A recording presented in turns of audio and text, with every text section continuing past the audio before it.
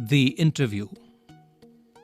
From the introduction to the Penguin Book of Interviews, edited by Christopher Silveste. About the author. Christopher Silveste, 1959, was a student of history at Peterhouse, Cambridge. He was a reporter for Private Eye for 10 years and has written features for Vanity Fair. Following is an excerpt taken from his introduction to the Penguin Book of Interviews, an anthology from 1859 to the present day. Part 1. Since its invention a little over 130 years ago, the interview has become a commonplace of journalism. Today, almost everybody who is literate will have read an interview at some point in their lives, while from the other point of view, several thousand celebrities have been interviewed over the years, some of them repeatedly. So it is hardly surprising that opinions of the interview, of its functions, methods and merits vary considerably. Some might make quite extravagant claims for it, as being, in its highest form, a source of truth and, in its practice, an art. Others, usually celebrities who see themselves as its victims, might despise the interview as an unwarranted intrusion into their lives or feel that it somehow diminishes them, just as in some primitive cultures it is believed that if one takes a photographic portrait of somebody, then one is stealing that person's soul. V.S. Naipaul feels that some people are wounded by interviews and lose a part of themselves. Lewis Carroll, the creator of Alice in Wonderland, was said to have had a just horror of the interviewer, and he never consented to be interviewed. Page 69. It was his horror of being lionized which made him thus repel would-be acquaintances, interviewers, and the persistent petitioners for his autograph, and he would afterwards relate the stories of his success in silencing all such people with much satisfaction and amusement. Rudyard Kipling expressed an even more condemnatory attitude towards the interviewer. His wife Caroline writes in her diary for 14th October 1892 that their day was wrecked by two reporters from Boston. She reports her husband as saying to the reporters, "Why do I refuse to be interviewed? Because it is immoral. It is a crime, just as much of a crime as an offense against my person, as an assault, and just as much merits punishment. It is cowardly and vile. No respectable man would ask it, much less give it." Yet Kipling had himself perpetrated such an assault on Mark Twain only a few years before. H.G. Wells, in an interview in 1894, referred to the interviewing ordeal, but was a fairly frequent interviewee, and 40 years later found himself interviewing Joseph Stalin. Saul Bellow, who has consented to be interviewed on several occasions, nevertheless once described interviews as being like thumbprints on his windpipe. Yet, despite the drawbacks of the interview, it is a supremely serviceable medium of communication. These days, more than at any other time, our most vivid impressions of our contemporaries are through interviews. Dennis Bryan has written, "Almost everything of moment reaches us through one man asking questions of another. Because of this, the interviewer holds a position of unprecedented power and influence." Now the part 2 of the chapter, "I am a professor who writes novels on Sundays," written by Umberto Eco. The following is an extract from an interview of Umberto Eco. The interviewer is Mukund Padmanabhan from The Hindu. Umberto Eco, a professor at the University of Bologna in Italy, that already had already acquired a formidable reputation as a scholar for his ideas on semiotics, the study of signs, literary interpretation, and medieval aesthetics before he turned to writing fiction. Literary fiction, academic texts, essays, children's books, newspaper articles. His written output is staggeringly large and wide-ranging. In 1980, he acquired the equivalent of intellectual superstardom with the publication of The Name of the Rose, which sold more than 10 million copies. Now here is the interview. Mukund. The English novelist and academic David Lodge once remarked, "I can't understand how one man can do all the things he, that is, Echo, does." Echo's reply, "Maybe I give the impression of doing many things, but in the end I am convinced I am always doing the same thing." Mukund. Which is? Echo.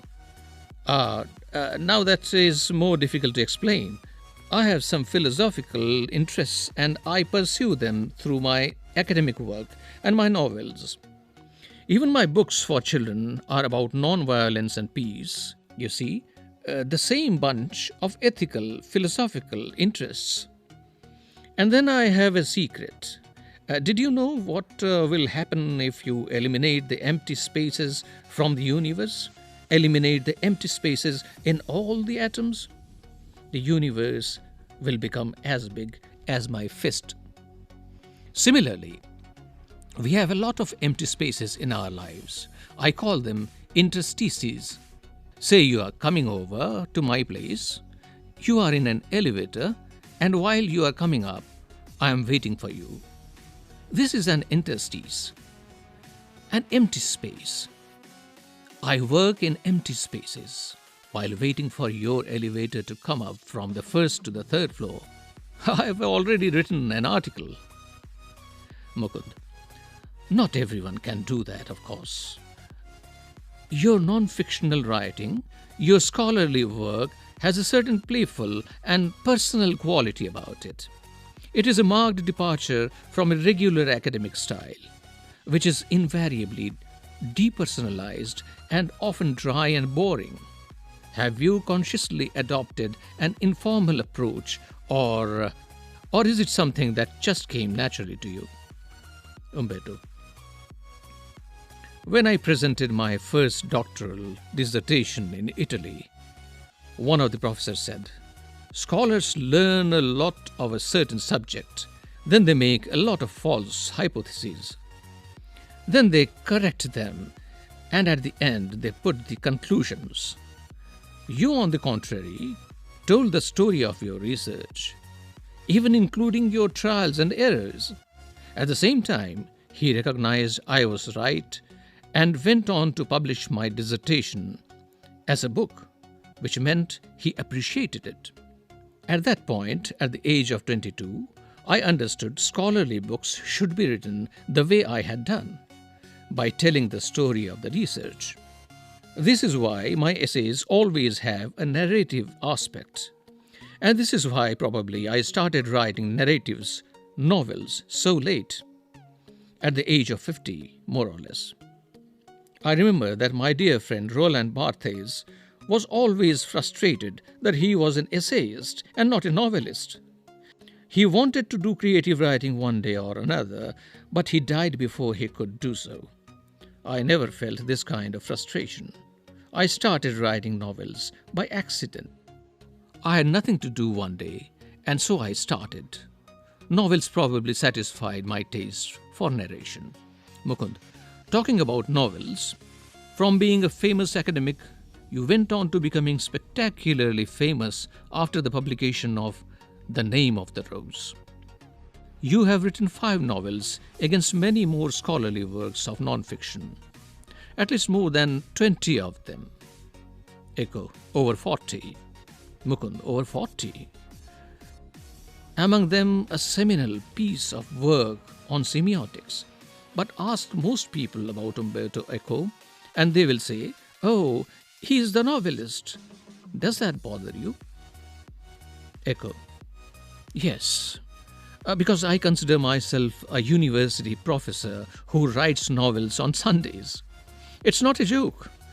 I participate in academic conferences and not meetings of pen clubs and writers. I identify myself with the academic community. But okay, if the most people have read only the novels, I know that by writing novels, I reach a larger audience. I can't expect to have 1 million readers with stuff on semiotics. Mukund. Which brings me to my next question. The Name of the Rose is a very serious novel. It's a detective yarn at one level, but it also delves into metaphysics, theology, and medieval history. Yet it enjoyed a huge mass audience. Were you puzzled at all by this? Echo. No. Journalists are puzzled. And sometimes publishers. And this is because journalists and publishers believe that people like trash and don't like difficult reading experiences.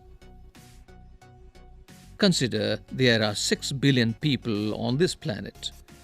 The Name of the Rose sold between 10 and 15 million copies. So in a way, I reached only a small percentage of readers. But it is exactly these kinds of readers who don't want easy experiences, or at least don't always want this.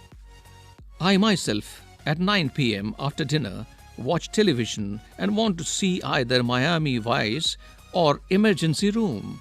I enjoyed it and I need it, but not all the day. Mukund. Could the huge success of the novel have anything to do with the fact that it dealt with a period of medieval history that Echo? That's possible. But let me tell you another story. Because I often tell stories like a Chinese wise man. My American publisher said, while she loved my book, she didn't expect to sell more than 3,000 copies in a country where nobody has seen a cathedral or studies Latin. So I was given an advance for 3,000 copies. But in the end, it sold 2 or 3 million in the US. A lot of books have been written about the medieval past far before mine. I think the success of the book is a mystery. Nobody can predict it. I think if I had written The Name of the Rose 10 years earlier or 10 years later, it wouldn't have been the same. Why it worked at that time is a mystery.